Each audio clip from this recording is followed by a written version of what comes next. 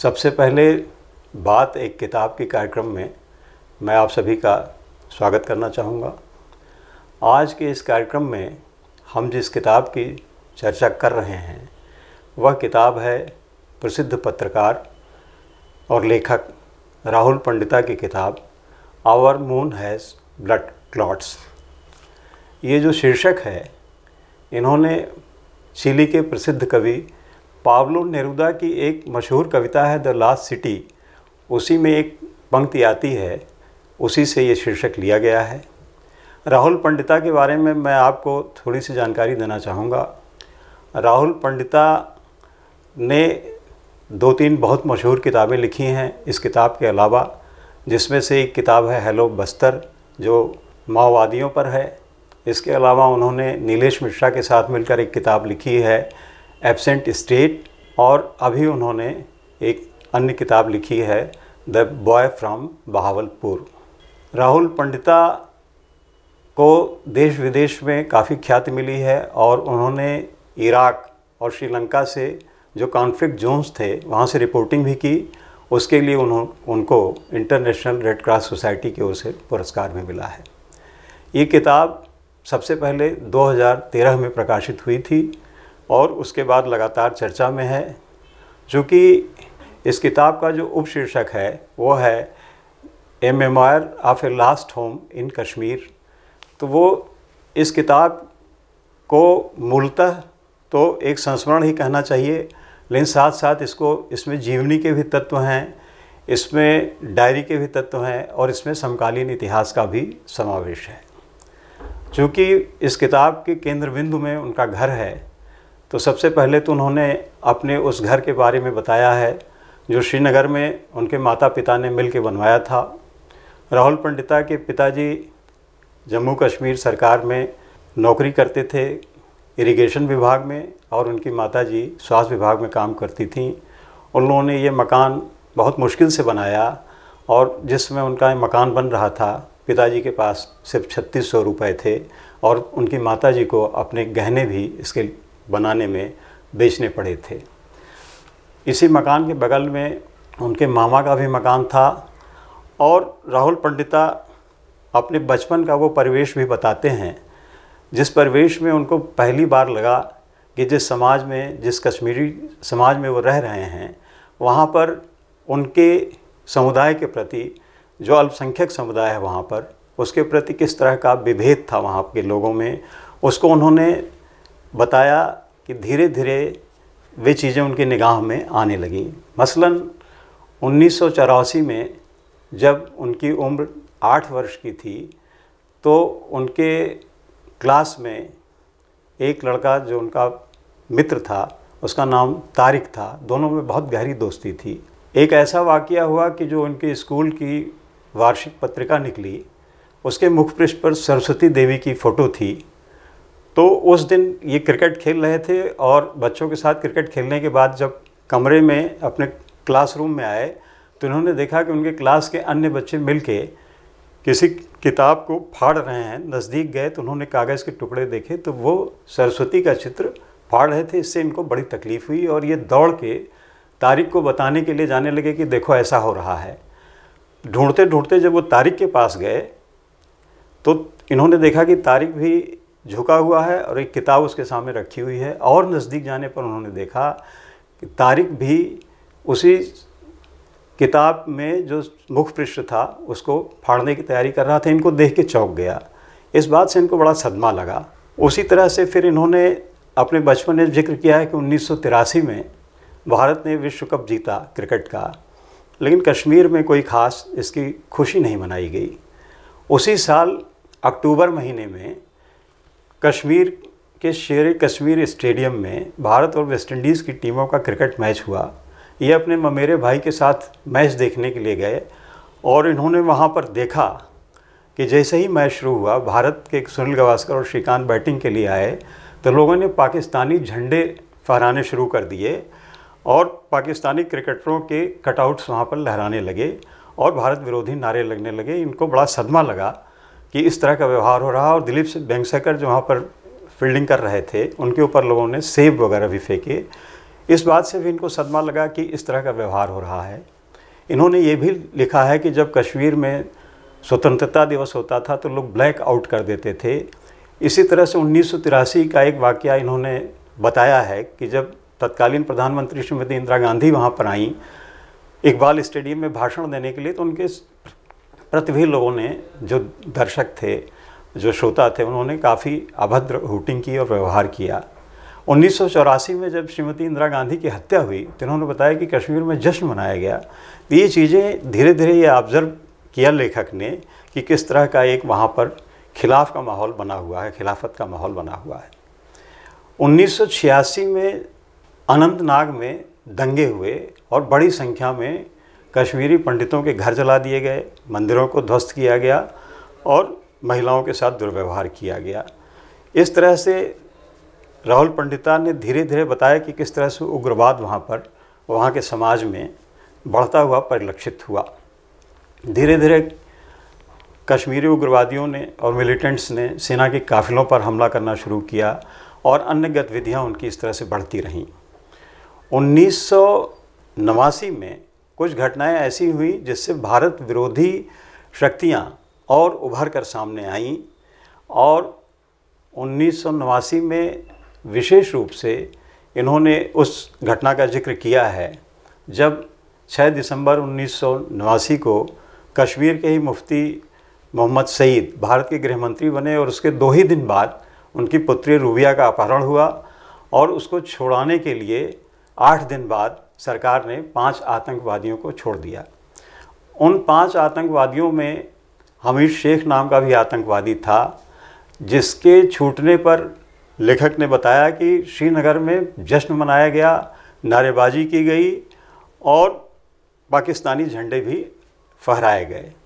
इस तरह से धीरे धीरे वहाँ पर उग्रवाद का एक माहौल खड़ा किया गया और तत्पश्चात एक घटना का जिक्र इन्होंने किया है कि किस तरह से सीमा पार से उग्रवाद को शह मिली। बेनज़ीर भुट्टो के एक भाषण का जिक्र इन्होंने किया है कि बेनज़ीर भुट्टो ने लाहौर में एक रैली को संबोधित करते हुए ये कहा कि कश्मीरियों की रगों में मुजाहिदों का खून है और उन्होंने आह्वान किया कि हर शहर से ये आवाज़ बुलंद होगी, हर गांव से आवाज़ बुलंद होगी, हर मस्जिद से आवाज़ बुलंद होगी, हर स्कूल से आवाज़ बुलंद होगी और हर जगह से आवाज़ आएगी आज़ादी आज़ादी। इन सब चीज़ों से धीरे धीरे भारत विरोधी माहौल बनने लगा और इस घटना की चरम परिणति 19 जनवरी 1990 को हुई, जो कि एक बहुत ही वाटरशेड तिथि है। इस तिथि का वर्णन करते हुए राहुल पंडिता बताते हैं कि उस रात पूरी कश्मीर घाटी में सुनियोजित ढंग से मस्जिदों से ऐलान होने लगा कि जो कश्मीरी पंडित हैं वो कश्मीर को छोड़ दें। भारत विरोधी नारे लगने लगे, रिकॉर्डेड कैसेट बजने लगे जिसमें मुजाहिदों की तारीफ़ थी और रात भर मस्जिदों में एकत्र होकर लोगों ने ये माहौल बनाया जिससे कश्मीरी पंडितों में भारी भय व्याप्त हो गया और एक ऐसा वातावरण बना कि लोग धीरे धीरे पलायन की दिशा में आगे बढ़े और कश्मीर घाटी छोड़ने को मजबूर हुए। स्वयं राहुल पंडिता ये बताते हैं कि जब इस तरह का माहौल हो गया तो ये और इनका परिवार अपनी मौसी के घर चला गया, क्योंकि इनकी मौसी का घर कैंट एरिया के आसपास था। ये लोग वहाँ पर शरण लिए। एक रात ये, इनके पिताजी और इनके भाई सभी लोग आए, अपने जिस घर में ताला लगा के लोग चले गए थे उस घर में आए कुछ सामान लेने के लिए, देखने के लिए। और रात में इन लोगों ने वहाँ पर देखा कि इनके अहाते में कुछ लोग इकट्ठा होकर बातचीत कर रहे हैं, हंस रहे हैं। तो राहुल पंडिता ने गौर किया, खिड़की से देखा कि वे लड़के जो किशोरावस्था के थे, इनके साथ क्रिकेट खेला करते थे, उनके कंपाउंड में ये समझ के कि इस घर में कोई नहीं है, आपस में कुछ इस तरह की बातें कर रहे थे कि एक लड़का उसमें अकरम नाम का बोल रहा था कि ये मकान मैं अपने पास रखूँगा, जो राजदान साहब का इनके पड़ोसी का मकान था। और कुछ लड़के बोल रहे थे ये मकान मैं इसमें स्वयं रहूँगा। जो उसका रिंग लीडर था उससे अकरम ने पूछा कि भाई तुमने नहीं बताया कि किस मकान में रहोगे। उसने इनके मकान की तरफ इशारा किया। ये और इनके पिताजी और इनके भाई सभी लोग इस बात से बहुत भयभीत हो गए और अगले दिन तक कश्मीर के अखबारों में इश्तहार आने लगे कि कश्मीरी पंडित घाटी छोड़ दें, हिट लिस्ट लगने लगी और कश्मीरी पंडितों की टारगेटेड हत्या भी होना शुरू हो गई। इन सब चीज़ों से ये लोग भी भयभीत हो गए। ये और इनका परिवार एक टैक्सी करके और 2-3 सूटकेस लेके, जिससे कोई शंका ना हो, जम्मू की तरफ ये लोग रवाना हुए। और रास्ते में लेखक ने बताया है इनको ट्रकों पर जानवर की तरह से लदे हुए कश्मीरी, जो उत्तरी कश्मीर के थे, दक्षिणी कश्मीर के थे, बदहवास भागे जा रहे थे जम्मू की तरफ। और जम्मू में पूरा शरणार्थियों का मेला लगा हुआ था। यहाँ यह तथ्य भी बताना आवश्यक है कि उस दरमियान 3.5 लाख लोगों ने कश्मीर से पलायन किया, जो सब के सब कश्मीरी पंडित थे। जम्मू में इन लोगों के रहने की कोई व्यवस्था नहीं थी।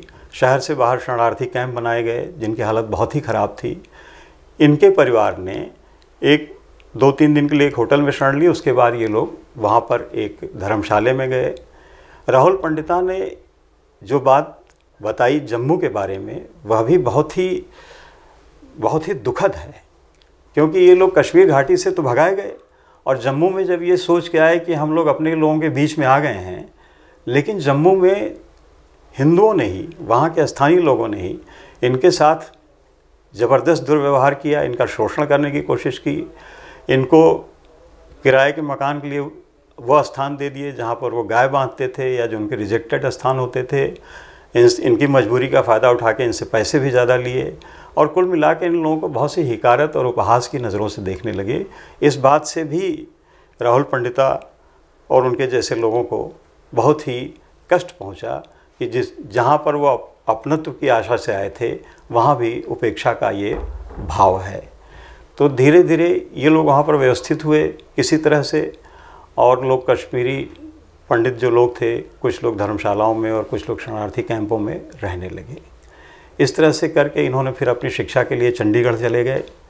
और इसी बीच में इनका जो ममेरा भाई था रवि, जिसके साथ इनसे थोड़ा बड़ा था लेकिन जिसको वो अपना हीरो मानते थे, उसको कश्मीर घाटी में ही नौकरी मिल गई थी और वो जम्मू आने की तैयारी ही कर रहा था।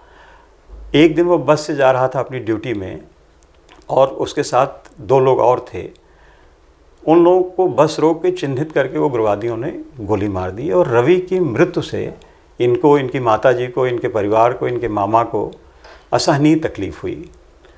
और इसके बाद इनके मामा मामी बिल्कुल विक्षिप्त से हो गए और मामा ने एक दिन इनको वो वाक़या सुनाया जो 1947 में कबायली आक्रमण के समय में हुआ था, जब वो लोग बारामूला में रहते थे। अब 1990 जनवरी में जो माहौल था उसी से मिलता जुलता माहौल 1947 में हुआ। और जिस तरह से कबायलियों ने आक्रमण किया, कश्मीरी पंडितों के साथ दुर्व्यवहार किया, लूटपाट की, उनकी औरतों के साथ बलात्कार किया, उसका बहुत ही इन्होंने हृदय विदारक चित्रण इस पुस्तक में किया है। इनके मामा बताते हैं कि सबसे पहले वो लोग जब सोपोर तक आ गए कबायली, तो डर के मारे एक अपने परिचित के गांव में जाने के लिए निकले। वहाँ से परिचित के गांव में पहुँचे, पता चला वहाँ भी कबायली आ रहे हैं। फिर कुछ दिन खेतों में रहे। फिर अंततोगत्वा उन्होंने ये सोचा कि चलो हम वापस बारामूला ही चलते हैं। जब अपने घर के पास पहुँचे वो लोग, तो वहाँ पर देखा उनका घर जल रहा था और सब कुछ स्वाहा हो चुका था। भारी मन से वो लोग एक तांगे में बैठ के फिर श्रीनगर आए और श्रीनगर में भी उस समय कश्मीरी पंडित शरणार्थी की हालत में थे और उन लोगों को कैंपों में बसाया गया। लेकिन 47 और 90 में एक अंतर ये था कि सन 47 में जब कबायली आक्रमण हुआ, तब नेशनल कॉन्फ्रेंस के लोग खुल के कश्मीरी पंडितों के साथ और कश्मीरी जनता के साथ खड़े रहे और उन लोगों ने प्रतिकार करने की पूरी कोशिश की। लेकिन कबायली संख्या में बहुत ज़्यादा थे, हथियारों से लैस थे, इसलिए वे लोग उनका मुकाबला नहीं कर पाए। इनके मामा ने बहुत दुखी होकर इनसे कहा कि 47 में तो हम लोग अपने राज्य में शरणार्थी बने, जम्मू कश्मीर में ही, लेकिन 1990 में हम इस देश के भीतर शरणार्थी बन गए और ये इस तरह की हालत रही। तो जो हालत 47 में थी खाना बदोशी की, वही हालत फिर इनकी 1990 में हो गई। ये समुदाय फिर से सड़क पर आ गया। इसके पश्चात राहुल पंडिता नौकरी के सिलसिले में दिल्ली आ गए और दिल्ली में पत्रकारिता का अपना काम करने लगे। दिल्ली में इन्होंने अपना छोटा सा घर भी खरीद लिया और उस घर में अपने माता पिता को लाए। अपने माता जी की मनस्थिति का जो वर्णन उन्होंने किया है वो इस तरह से समझा जा सकता है कि जो कुछ उनके साथ घटित हुआ, जिस मकान को उन्होंने इतनी मेहनत से बनाया था वो मकान चला गया, सब कुछ चली गई, सब चीज़ें चली गईं, तो उसको खोने के पश्चात उनको ऐसा गहरा सदमा लगा था कि जब वो शरणार्थी कैंप में अथवा इस प्रकार से किसी से भी बात होती थी तो हमेशा उनके ज़बान पे एक ही बात रहती थी कि श्रीनगर में हमारे मकान में 22 कमरे रहते थे। मतलब इस बात का उनको हमेशा मलाल रहता था कि कभी उनके पास 22 कमरे थे, कभी किराए की छोटी कोठरियों में अब रहना पड़ रहा है, धर्मशाला में रहना पड़ रहा है, शरणार्थी कैंपों में रहना पड़ रहा है। शरणार्थी कैंप की एक और घटना इन्होंने बताई है जो कि बहुत ही दिल को छू लेने वाली है। ये एक दिन अपने मित्र से मिलने शरणार्थी कैंप जम्मू में गए और वहाँ जब मित्र से बातचीत कर रहे थे तब तक एक गाड़ी आई जिस पर कुछ सामान लदा हुआ था। इनका मित्र दौड़ा, उसने बताया कि इस तरह से रिलीफ मटेरियल बांटने के लिए गाड़ियाँ अक्सर आती रहती हैं, तो उसमें टमाटर लदे हुए थे। इनका मित्र लाइन में खड़ा हो गया और ये भी लाइन में खड़े हो गए। तो टमाटर लदे हुए थे लेकिन भीड़ बहुत ज़्यादा थी शरणार्थियों की और धक्का मुक्की होने लगी टमाटर के लिए। तो पहले उसने लोगों को टमाटर दिए पर्याप्त संख्या में, फिर जब टमाटर कम होने लगे तो उसने 3-3 टमाटर दिए जो कर्मचारी बांट रहा था। फिर जब एकदम टमाटर कम हो गए तो उसने एक एक टमाटर देना शुरू किया, लेकिन लोग भीड़ उसी तरह से धक्का मुक्की करती रही और डटी रही एक टमाटर के लिए भी। जब इनका नंबर आया और इनके मित्र का नंबर आया तो उस समय उसने एक टमाटर के बजाय एक चाकू से आधा आधा टमाटर करके देना शुरू किया। तो इन्होंने भी अपने मित्र के साथ आधा टमाटर ले लिया और इनको राहुल पंडिता को इस बात का इतना गहरा धक्का लगा कि उनको अपना श्रीनगर का वो मकान याद आ गया जिसके किचन गार्डन में टमाटर उगते रहते थे। और ये बताते हैं कि जब ये बच्चे थे तो जो कच्चे टमाटर होते थे उसको बैट से उसको बैट से बाल बना के खेला करते थे और आज ये समय था कि इनको आधे टमाटर के लिए लाइन में लगना पड़ा। इस तरह की परिस्थितियों से ये लोग गुजरे और लेकिन धीरे धीरे इन्होंने, इनके समाज ने स्वयं को संभाला भी और संघर्ष किया और अपना मकान वगैरह बनाया, अपनी आजीविका ढूंढी। जब ये पत्रकारिता के सिलसिले में राहुल पंडिता बताते हैं कि फिर ये प्रायः श्रीनगर जाते थे और श्रीनगर में ये अपनी रिपोर्टिंग इत्यादि करते थे, वहाँ की हालत की, इंसर्जेंसी की, वहाँ जो कुछ भी चल रहा होता था। लेकिन कभी भी श्रीनगर में ये अपने उस मकान में जाने की, उस घर में जाने की हिम्मत नहीं जुटा पाते थे जिस मकान से इन लोगों को विस्थापित होना पड़ा था। और मकानों के बारे में ये भी इन्होंने बताया है कि जो लोग अपना मकान छोड़ के चले आए उन मकानों में लोगों ने आग लगा दी, कब्जा कर लिया, लूट लिया और फिर लोगों ने, जो लोग विस्थापित हुए थे, फिर उनको वहाँ पर जाने की न तो इजाज़त थी न किसी में हिम्मत थी। लेकिन राहुल पंडिता ने बहुत अपने मन को कड़ा किया और 2007 सितंबर में जब रिपोर्टिंग के लिए वहाँ पर गए श्रीनगर तो अपने दो जो स्थानीय पत्रकार थे सुहेल और जुबैर के साथ इन्होंने कहा कि आज हम अपना वो घर देखने चलेंगे। टैक्सी से जब ये निकले लाल चौक से अपने घर जाने के लिए तो ये बताते हैं कि रामबाग मैदान के आगे बढ़ने के बाद ये रास्ता ही भूलने लगे, जबकि 17 साल पहले की ही बात थी। फिर इनको बड़ी मुश्किल से एक जगह पर रुके अंदाज करके, तो इन्होंने एक आदमी से पूछा कि ये किसका मकान है, तो उसने बताया कि मेरा मकान है, मैं गजनफ़र अली हूँ। तो इन्होंने कहा नहीं, ये तो राजदान साहब का मकान था पहले। कहा हाँ, इसमें पहले राजदान साहब रहते थे। तब इनको याद आ गया कि इसके बगल में मेरा मकान था। उनके मकान का नक्शा काफ़ी कुछ बदल चुका था। किसी तरह से उन्होंने देखा कि जो एक सेब का पेड़ हुआ करता था वो पेड़ भी गायब है, लेकिन दरवाजे पर जो कॉलवेल लगी थी काम तो नहीं कर रही थी, लेकिन वो कॉलवेल वहाँ पर थी। तो इन्होंने दरवाजे को थपथपाया और एक आदमी भीतर से निकला। इनको देखा कि कोई अजनबी शख्स खड़ा है, तो इन्होंने कहा कि हम लोग पहले इस मकान में रहते थे, क्या इस मकान में मैं भीतर जा सकता हूँ? तो उसने कहा हाँ आइए। तो ये जब भीतर चले गए तो लेकिन सुहेल इनके साथ नहीं गया। तो इन्होंने थोड़ी देर बाद देखा कि उस मकान में सुहेल इनके साथ नहीं आया है। तो ये बाहर निकले तो देखा सुहेल जो है रो रहा था। सुहेल इस बात पर रो रहा था कि जिस आदमी का ये मकान था, जिसका घर था, वो अपने ही घर में जाने के लिए एक ऐसे आदमी से परमिशन मांग रहा है जो जबरन उसके घर में घुसा हुआ है। बहरहाल वो अपने घर में गए और उन जगहों को तलाश करने लगे जो पहले थी। उन्होंने कहा कि मैं पहली मंजिल पर जाके वो कमरा देखना चाहूँगा जहाँ मेरी किताबें रहा करती थी।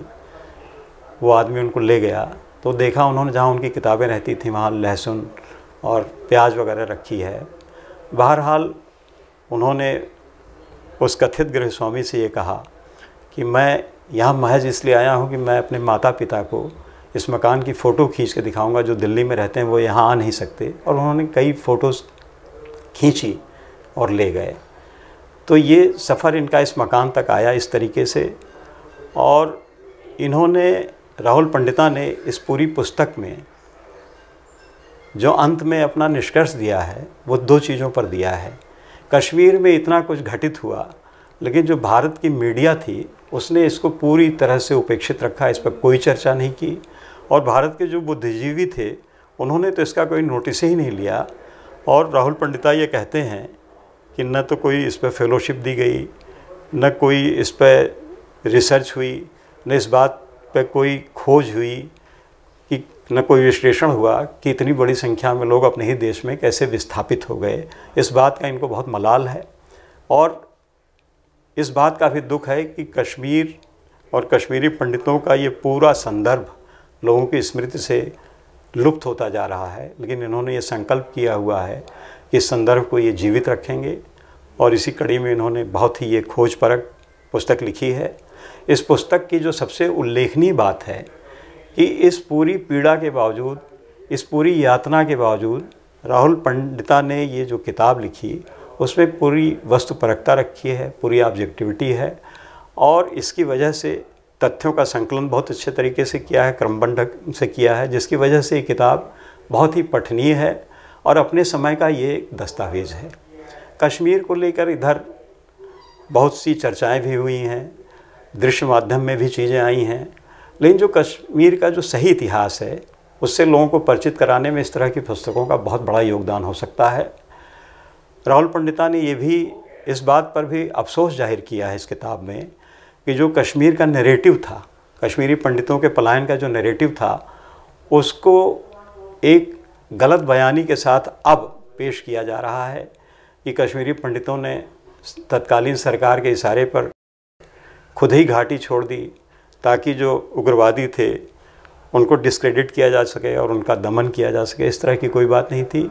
ये वास्तविक रूप से सीमा पार से प्रायोजित एक आतंकवाद था जिसमें स्थानीय उग्रवादियों की भूमिका थी, स्थानीय तत्वों की भूमिका थी और प्रशासन करीब करीब वहाँ पर एब्सेंट रहा, जिसकी वजह से ये हृदय विदारक घटना हुई।